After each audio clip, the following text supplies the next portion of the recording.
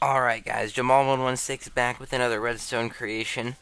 I've got something I think is pretty special. I haven't seen a whole ton of these before now. But basically what I've got here is I've got a binary to decimal decoder. The one I've built here is 15-bit, but the way I built it, you can really make it as big as you want. It doesn't really matter.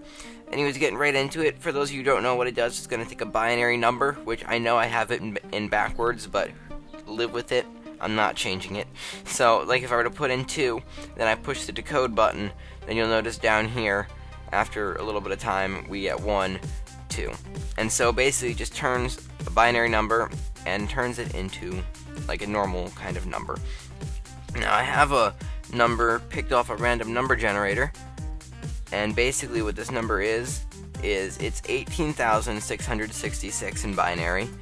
And I know I just put that in a random number generator, and so what I'm going to do is I'm going to hit decode, and basically it's going to reset that too, and it's going to start decoding, and while it does that I'm going to explain how it works. So basically what we've got in the back here for every one of these things is we've got basically behind the dust there, that's behind the lever, when the piston that's attached to the decode button, so when the decode button is pushed, that piston goes up and lets the redstone current through. And I'm going to turn down my render distance just because I'm lagging. Okay, so that piston goes up, lets the current through, and that goes into a comparator like this. These hoppers reduce the signal strength to whatever I made it customizable, because what this is it's a comparator clock that goes around. However, you'll see that here there's 2 dust instead of just that 1, meaning that it will lose 1 signal strength every time it cycles through. Then over here I just have a little thing that pulses every single time the signal strength drops, and that's hooked up to an infinity dispenser, which I think is kind of cool, because even though there's 1 item in there, you can dispense that same item over and over and over again, and it never runs out, and it's really cool. Anyways, from there, you'll notice here the redstone is named 1, then the one on the next level up here is named 10, and the one on the level here is like named 100, and then it goes 1,000, 10,000.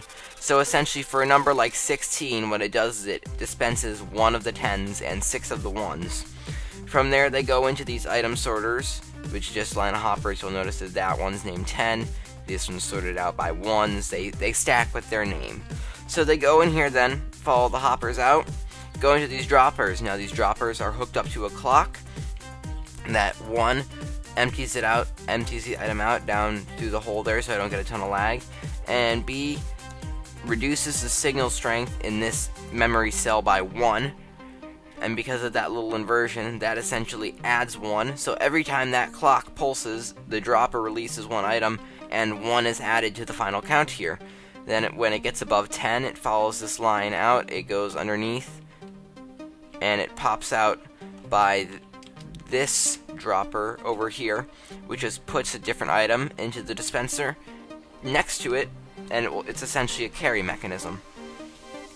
It also comes and resets that memory cell, so this is back at 0. Now this is done, you'll notice our number 18,666. We have a 1, 8, 6, 6, 6. So our decoder worked. Congratulations. There's really not much to it. Now over here, I've got a solid state one built, which means that basically you don't have to push that button that says decode every single time you want to make a number.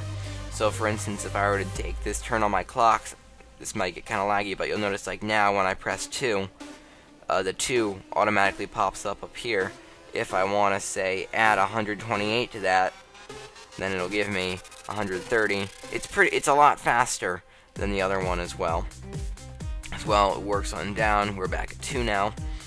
Now what you'll notice is that once again, if I put that number in, assuming I'm remembering it right, I think this was it.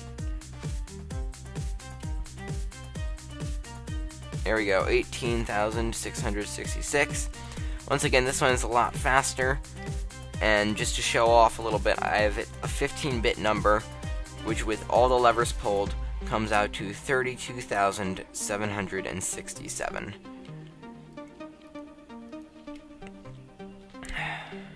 And here we go, 32,767. Now I'm going to turn my clocks back off so I stop lagging. Now basically, once again, is the command blocks, there's essentially different objectives for each place. So you'll see here, this one is 256.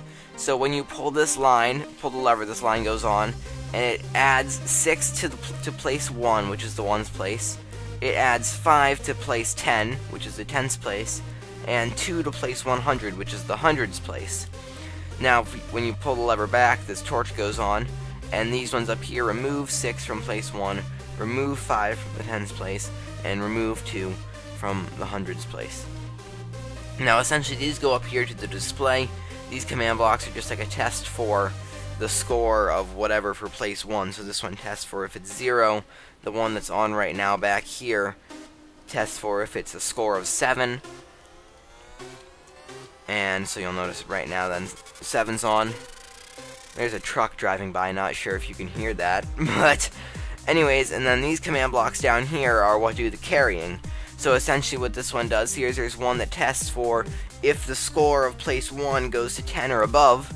What it will do is it will remove 10 from place 1, and then it will add 1 to place 10. So it essentially, if there's 10 ones, it will take those 10 ones and make 1 10.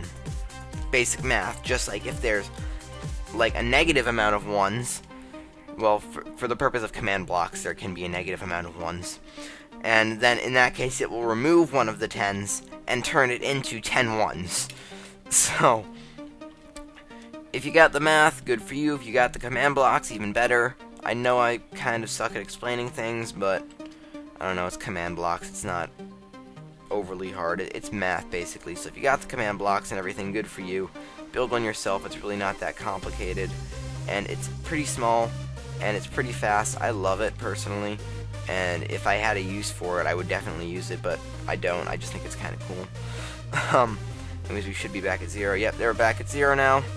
And so, like I said, that one's solid state. I like it better because it's so much smaller, and you can basically make this display anywhere you want because it's command blocks and everything's wireless.